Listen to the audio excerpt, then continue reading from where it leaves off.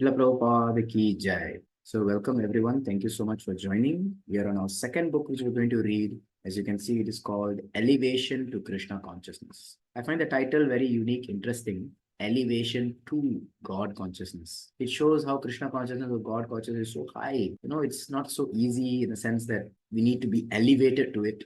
So it appears that Prabhupada is going to tell us how to become elevated and why we are not elevated. There are 6 chapters: choosing human animal lives, heart struggle for happiness, towards a peaceful society, knowing Krishna as he is, knowing Krishna's energies, and taking to Krishna consciousness. So the last chapter seems to be very nice and practical. Prabhupada begins by saying choosing human and animal lives. Seems kind of heavy, but let's see what is it about. So Prabhupada begins with this prayer, which we pray when we start a class or, to the spiritual master. Om Ajnanatimirandhasya Jnananjana Shalakaya Chakshur Unmilitam Yena Tasmai Shri Gurave Namaha. So Ajnana means ignorance. Timirandhasya means dense darkness. Timirandhasya, dense, blinding darkness. Usually we say blinding light, right? It is like dense darkness. So I am born out of dense darkness of ignorance. That's my foolish condition. But Jnana, who has given me the knowledge,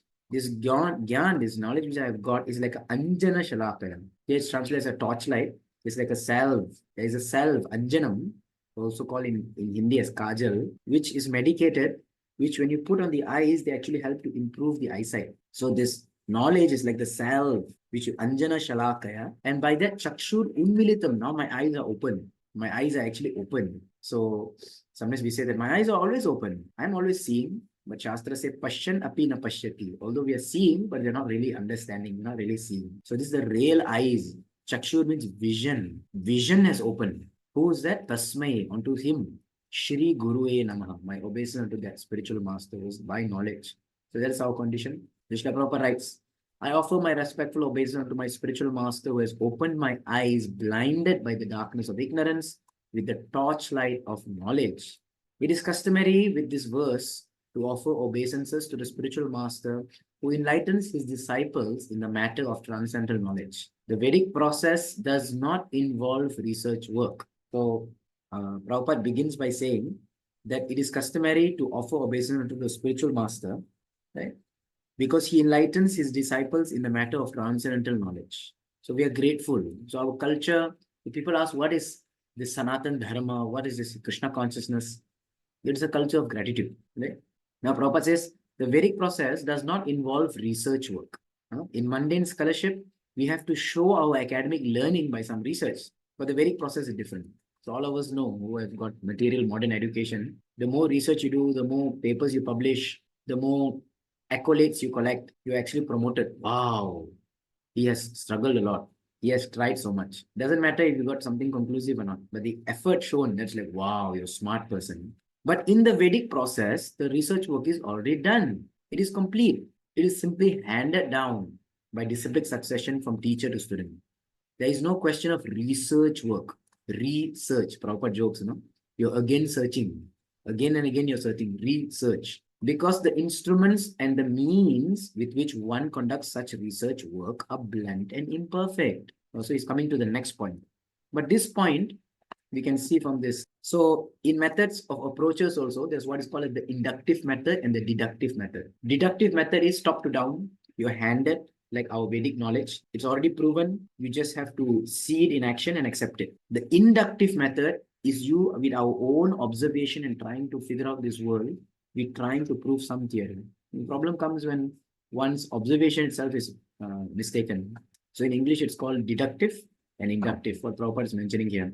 It's also known as the Aroha Pantha and the Avarohana Pantha, right? The upwards and the downwards wave, like in classical music. So, coming back, as Prabhupada here mentions, because the instruments by which we conduct such research work are blunt and imperfect. So, that's the next topic Srila Prabhupada is going to talk about, which is why we cannot perceive truth just by observation. At this stage of our material existence, we are conditioned by many laws of nature. All conditioned souls are subject to 4 defects due to the imperfections of their senses. So now the 4 defects that all conditioned souls suffer from, Srila Prabhupada is going to describe all 4 of them.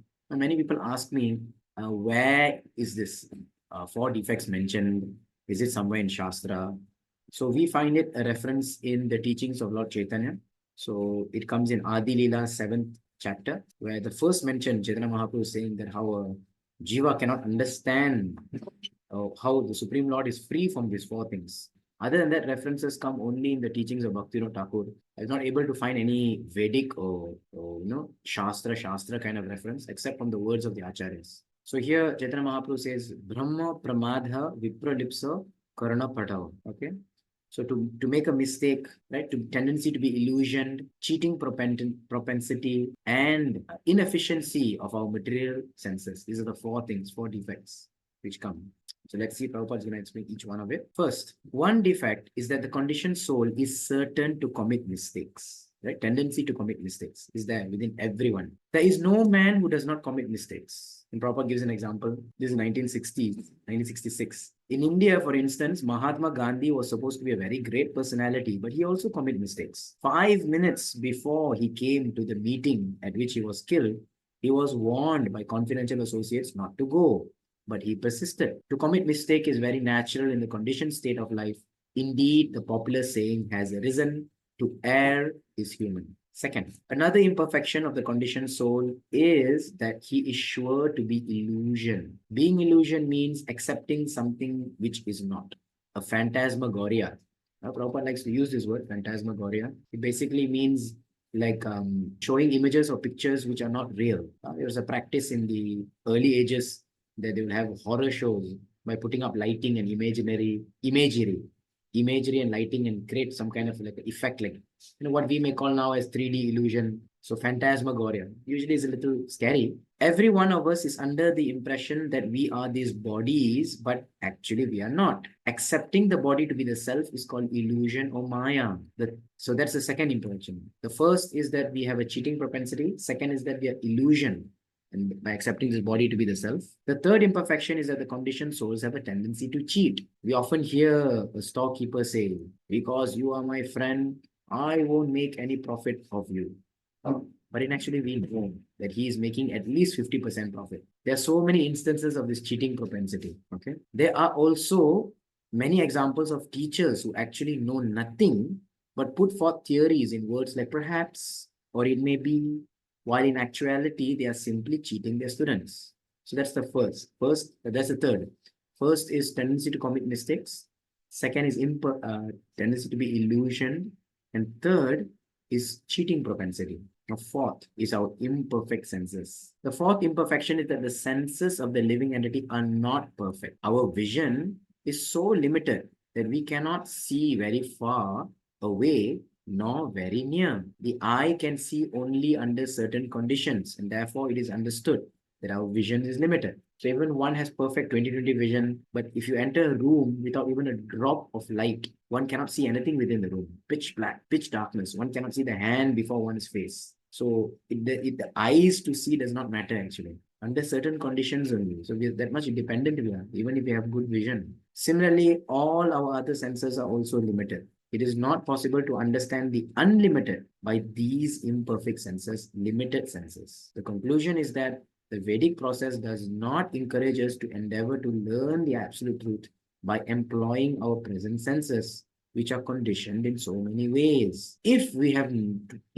are to have knowledge, it must come from a superior source, which is not conditioned by these four imperfections. That source is Krishna. So here Prabhupada is again saying it should be the method coming from the top, induced knowledge. He is the supreme authority of Bhagavad Gita, and he is accepted as the perfect authority by so many saints and sages. Right?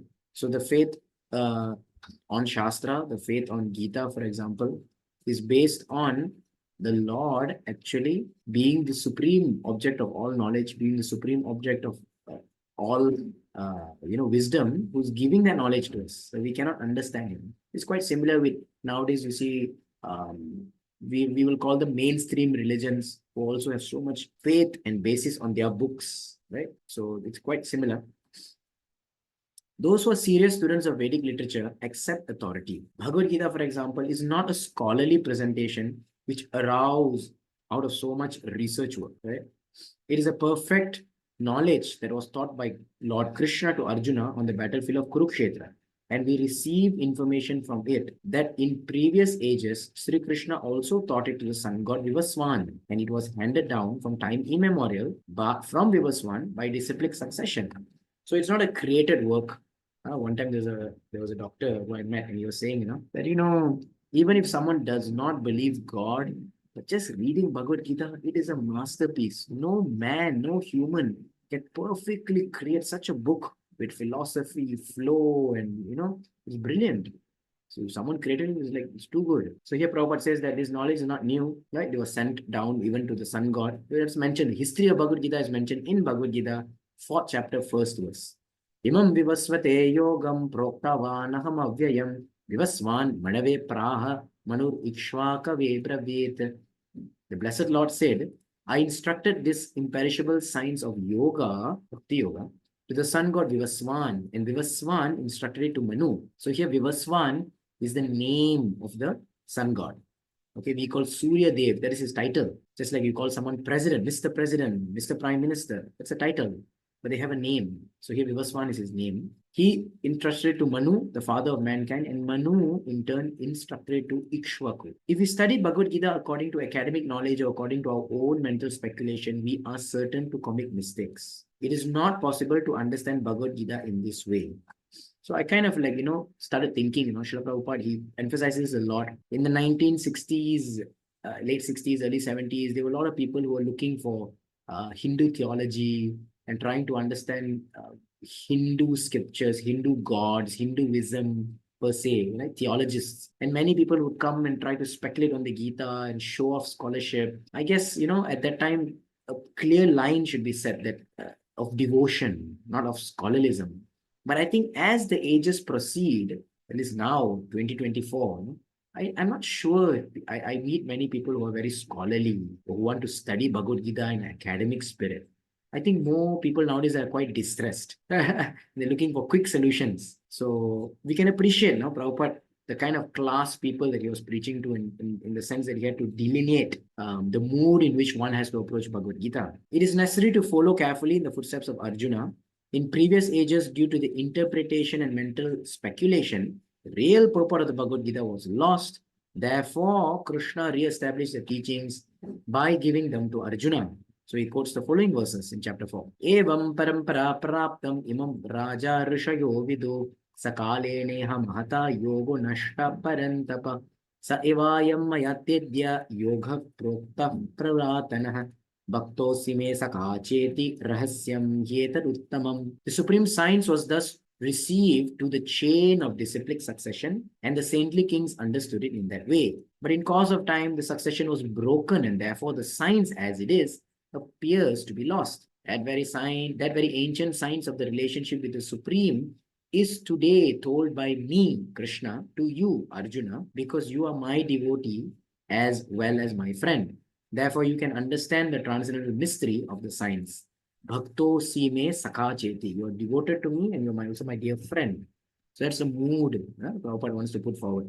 Thus, whoever follows in the footsteps of Arjuna, approaching Krishna in the spirit of devotion, can understand the purpose of Bhagavad Gita as well as all other Vedic literatures. So one should approach as a mood of a servant, mood of a friend, wanting to know honestly, not in that challenging, degradative spirit. Then Prabhupada continues to say, there are 4 Vedas, the Sama Veda, Rig Veda, Rajur Veda, and Atharva Veda, and there are 108 Upanishads, which include the Ishopanishad, Kata Upanishad, and Taittiriya Upanishad, as well as the Vedanta Sutras, Srimad Bhagavatam, and Bhagavad Gita. So, of course, there are actually many more Vedic scripture corollaries, right? They have the Agamas and Aranyankas and Brahmanas, and they are divided with Shruti and Smriti, and then so many divisions are there. Prabhupada is mentioning the main. These literatures are not meant for any particular class of men, but for the totality of human society. So it's not like mentioned specifically. Like if you take some other religious books, religious texts, they kind of mention, you children of Adam, or you children, or you followers of Moses, or you people of Judea, or something like it's mentioned, kind of like geographic specific, but geo-specific to the location. But if you read the Vedic Shastras, they always mention you human beings, Pumsaha, Naraha, you people, you men, They're kind of telling to everyone, not a particular you people who live along the Ganges. They don't say like that. It's like everyone, whether they are Ganges or not Ganges. All societies can take advantage of Vedic knowledge to perfect human life. As pointed out before, human life is not meant for sense gratification, but for understanding God, the universe, and our own identity, like we read in the first book. There's no need for artificial creation of factories, this and that. One's goal of life is just to simply develop Krishna consciousness. Nature, universe is giving us all facilities to eat, sleep, live, wear, whatever. From Vedic literatures, we can understand that this material world is only a partial manifestation of the complete creation of God. What we see in this world is not all in all. It is only just a part of the whole creation of God. The larger portion of God's creation is found in the spiritual world of the Vaikunthas. So if you imagine this box that you see me in to be the entire creation of God, right? Everything is a spiritual world. This one small tag where my name is in that you can imagine as the material world. So it's a very small, insignificant portion of this entire screen, right? Like that. Above and beyond this material nature, beyond the small box which we are stuck in somewhere, thinking that's everything, is a superior spiritual nature, this entire box. And Sri Krishna mentions in Bhagavad Gita, Bhumir apo nalo vayu kham mano buddhir evacha ahankara iti amme bhinna prakriti ashtada. These are the 8 material elements: earth, water, fire, air, ether, mind, intelligence, and false ego. These are material. Aparayam mitastu anyam. Other than this, there's something even greater. Prakritim vidime param. Greater than my greater energies. What are they? Jiva bhutam mahabaho yayedham dharyate jagat. Okay. Besides this inferior nature, O mighty Arjuna, there is a superior nature of mind, which is all living entities who are struggling with the material nature and sustaining the universe. So we are stuck. We are the superior people, superior nature, jivas, spirit souls, who are stuck in this small box, and we are suffering in this. We belong in this nature, this big box nature, but we are stuck in this small box nature, and we are thinking we can be happy. We forgot that we need to come up to this big box. There are many material universes clustered together, and all these universes constitute the material creation. So in the small box, there are millions and millions of universes clustered together. Beyond these clusters of countless material universes is the spiritual sky, like I mentioned, the rest of this box, which is also mentioned in Bhagavad Gita. Now, what is the nature of the spiritual sky? Natat bhasayate suryo. It does not need the illumination of the sun. Nashashanko na pavaka. No need the illumination of moon, no by any electricity. Yat gatva nani vartante. Once you reach there, you don't come back. Tadhama paramam mama. That supreme abode is mine. That superior nature which is beyond the material nature is eternal. There is no history of it ever having begun. It has neither beginning nor end. So what is the main difference between this big sphere of spiritual world and this material world? Time. Time is conspicuous by its absence. In this world, time runs everything. Time runs everything. Time kills everything. But in the spiritual world, there is no time. No time means what? There's no beginning, there's no end. There's timeless time in one sense. There's morning, there's day, there's night, but they just work to facilitate the Lord's pastime. You're not governed by time. But the material world, everything is governed by time. So Prabhupada continues to speak from the Bhagavad Gita. Parastasmatu bhavonyo vyaktat sanatana yah sa sarva yah sa sarveshu bhuteshu nashyatsu na vinashyati avyaktoksara iti uktas tam ahu paramam gatim yam prapyana nivartante taddama paramam mama. There's another eternal nature which is transcendental between manifested and non-manifested matter. It is supreme and is never annihilated. When all in this world is annihilated, that part remains as it is. That supreme status is called unmanifested and infallible and is the highest destination. Going there, no one ever returns to that. So this, again, you may say, wow, it sounds very similar to other religions. People believe in heavens and all. According to the Vedic idea, heaven, even heaven, Swarga is in this box. Swarga, Naraka, all this in this box. It is all temporary destinations, all due to destruction. What is in this world? This is God's abode. It's called the Vaikuntha Loka, right, which is eternal. The Vedic religion or Varnashrama Dharma is also called eternal, Sanatan, because no one can trace out its beginning, Sanatan Dharma. The Christian religion has a history of 2000 years, well, 2024 now, and the Mohammedan religion has a history of 1300. Well, it's 1445. It will be 1446 in July. right? Anyways, just to be a little specific. But if we try to trace out the origins of the Vedic religion, we will not be able to find a beginning. Right? People say 5,000 years ago, but that's just Dwapara Yuga. That is just Bhagavad Gita. Varna Ashrama Dharma is accepted as the eternal religion of the living entity. We often say that God created his material world, and this means that God existed before the world. Since the Lord was existing before the material manifestation, he is not subject to this creation because he had to create it. He had to create it. If he was subject to the laws of material world, how could he have created? Right? You cannot be within your creation. You must create something where you are already existing. Like if I create a pottery, for example, so my table has to be already existing, the clay has to be existing, and then I can create it. Right? I can't create a pot and be in the pot also. That the Lord is simultaneously identical with his creation and yet exists in his completeness apart from it is stated in Bhagavad Gita. So Lord is in his creation, but he's apart from it also. This simultaneous existence is only possible in God, right? So he mentions in Bhagavad Gita, this is the 9th chapter. Maya tatam midam sarvam jagat avyakta murtina matstani sarva bhutani machaham teshu avastitaha nacha matstani bhutani pashya me yogam aishwaryam bhutabrin nacha bhutasto Mamatma Bhuta Bhavana. In my transcendental form, I pervade all this creation. All things are resting in me, but I am not in them.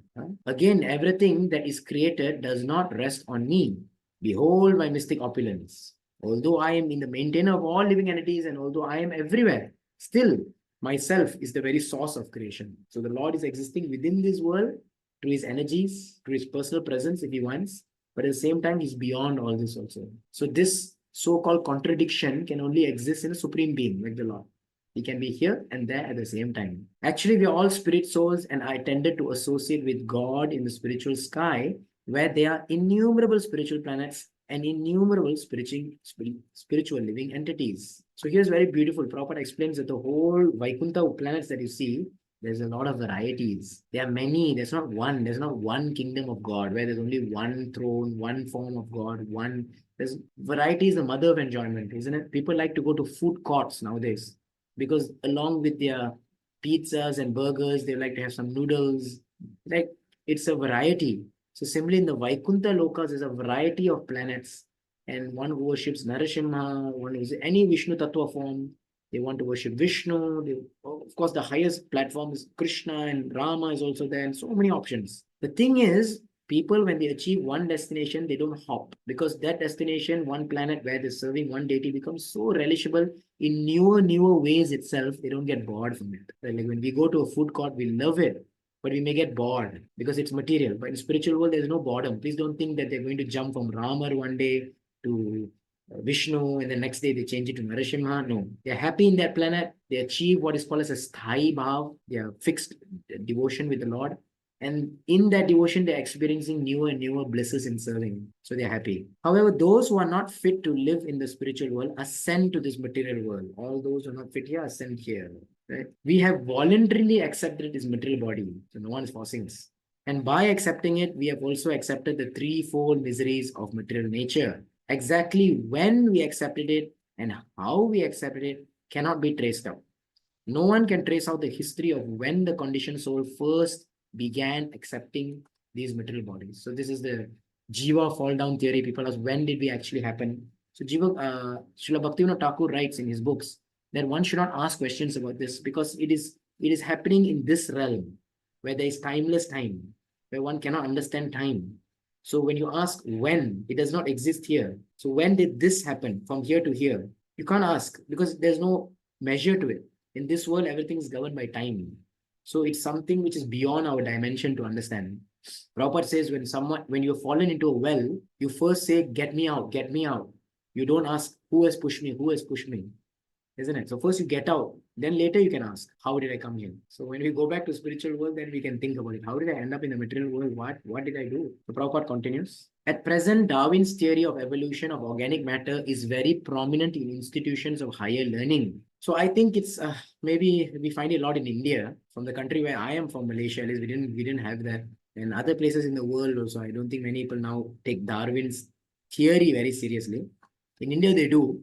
It's in the syllabus. But there is information given in Padma Puran and other authoritative scriptures of the living entity's spiritual evolution from one bodily form of another. So we also believe in evolution, but spiritual evolution. Spirit soul moving from one form to another, elevating itself. We don't believe that the form is morphing into another form, like Darwin says. This Purana informs us that there are 8,400,000 or 84 lakh species, forms of entities, out of which 900,000 which live within the water, Jalaja Navalakshani, there's 9 lakhs. There are 2 million species among plants and vegetables alone. At present, everyone is giving stress to Darwin's theory, but in Vedic literature, there is immense information about the different species. Darwin expresses the opinion that the species are evolving from lower forms of life, but this is not the whole truth. The soul may progress from lower forms to higher forms, but in the beginning of creation, all species were created by Sri Krishna, as indicated in Bhagavad Gita. So in the beginning only, you have your worms, you have your chickens, you have your sheep, you have your men, you have your demigods. It is not like all worms that slowly turn into chickens, then some of them decide like, hey, let's become goats. And then some of the goats thought, maybe we'll become into monkeys, and then monkeys thought, let's become men. Not like that. So Prabhupada explains. Sarva bhutani kaunteya prakritim yanti mamikam kalpakshaye punastani kalpadho virsajamyaham prakritim swam avastabhya vrisyami punah punah bhutagramamimam kristyam avasham prakrite vashat. O son of Kunti, at the end of the millennium, every material manifestation enter into my nature, and at the beginning of another millennium, by my potency, I again create all kinds of beings. The whole cosmic order is under me. By my will, it is manifested again and again, punah punah. And by my will, it is annihilated at the end. All of these living entities are subject to the threefold miseries, like we talked, including the miseries pertaining to the body and mind. Okay, Adi Atmika Klesha. Animals cannot understand that they are suffering, but human beings can.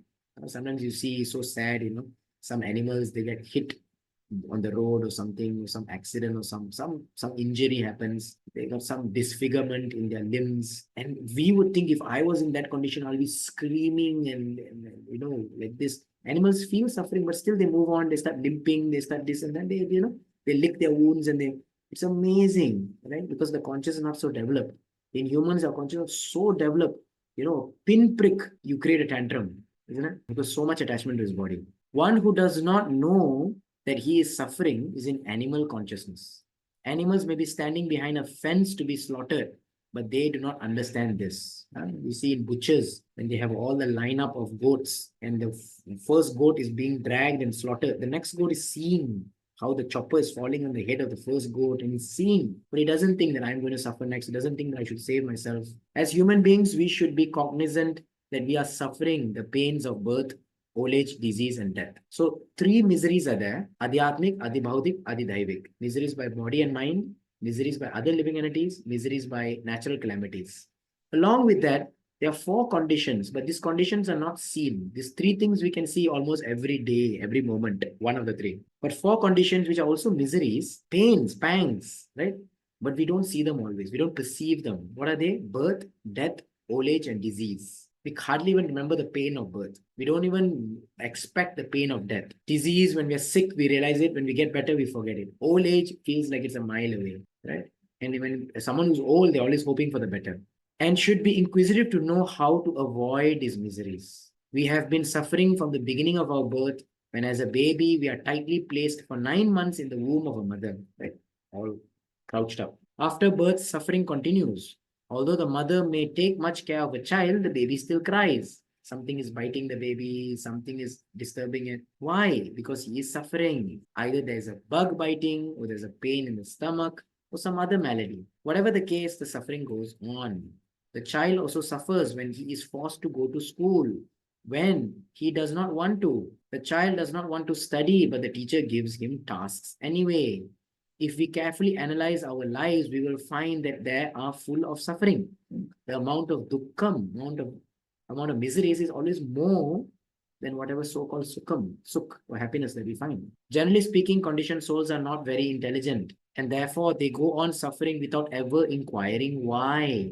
We should understand, however, that this suffering is there and there is a remedy we must take advantage of. The great sage Rishabhadev instruct his sons in this way. My dear boys, in this life you have acquired these beautiful bodies. Now you should know that they are not meant for sense gratification like the bodies of hogs and dogs, but for spiritual realization. This is a shloka that comes in the fifth canto of Srimad Bhagavatam, fifth chapter, first verse. Nayam deho dehavajam nirloke kashtan kaman arhate vidbujamye. Don't work hard just to eat stool. Vidbujam means stool eating. Who eats stools? Pigs. Kashtan kaman, so much difficult work. Tapo divyam putraka yena sattvam. This body is meant for austerities. This body is meant for tapasya.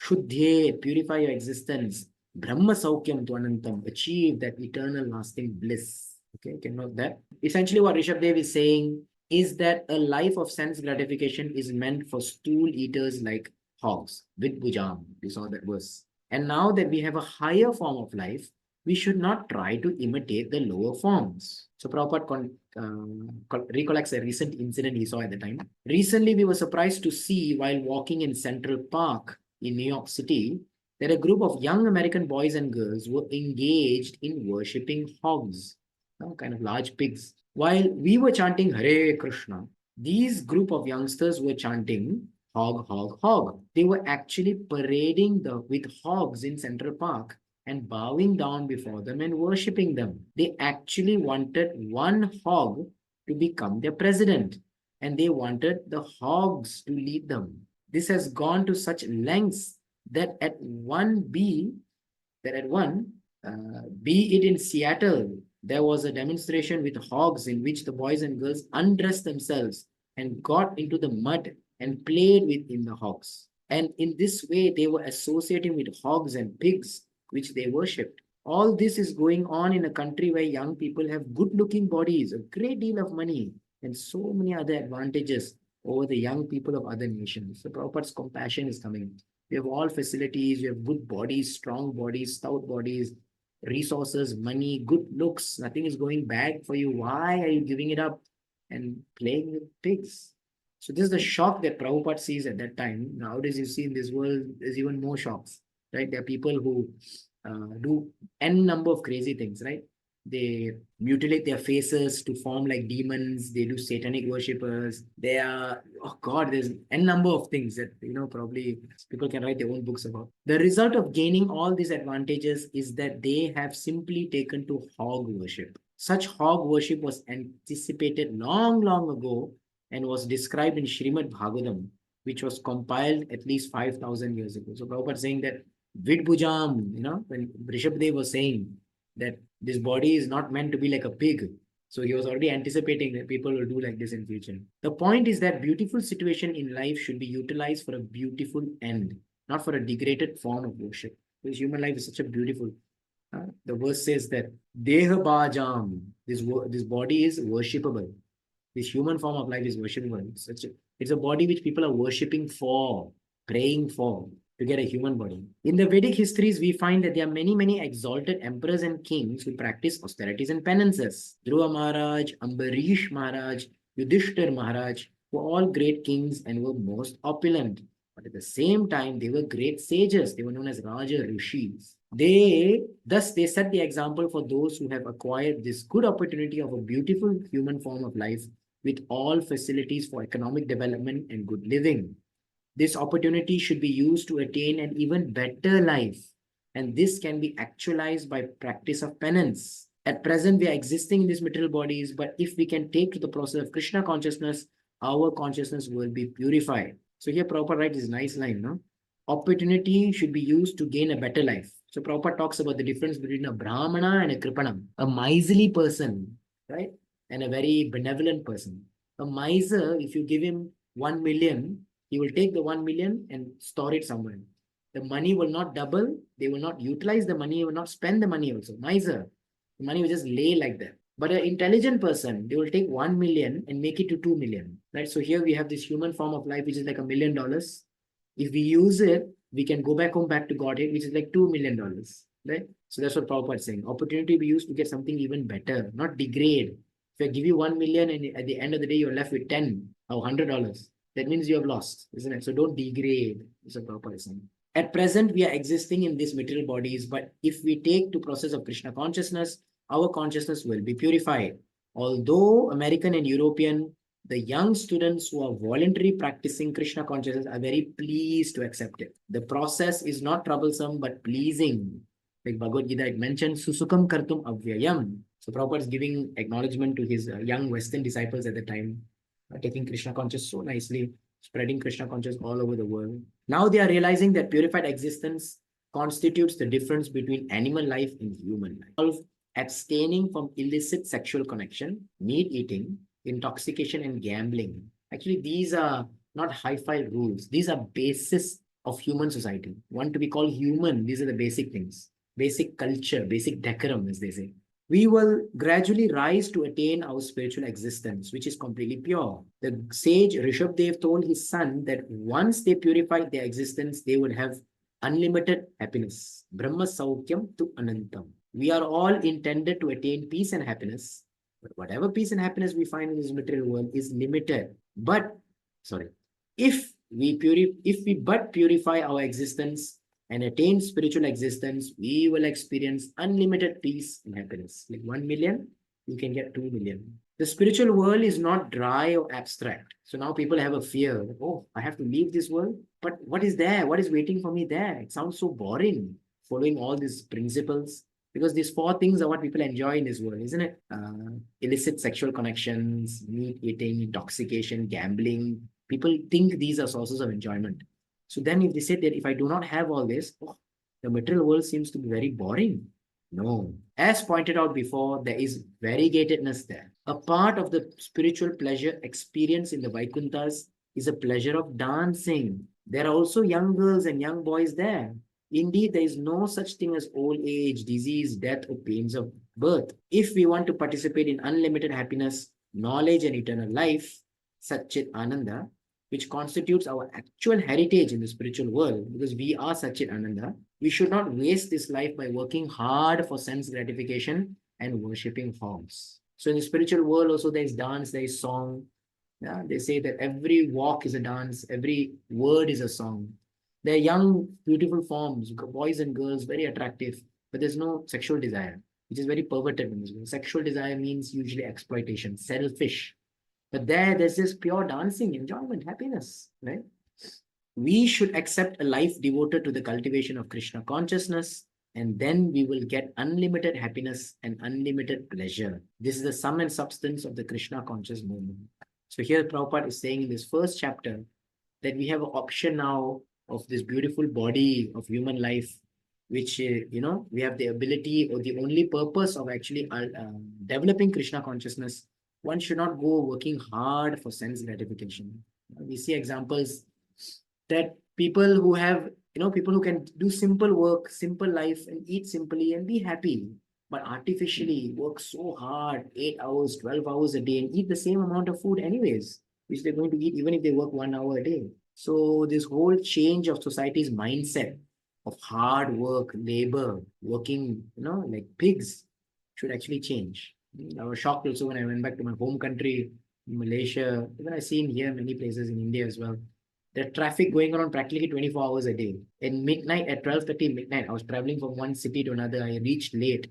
There's traffic. So, there's traffic jam at midnight.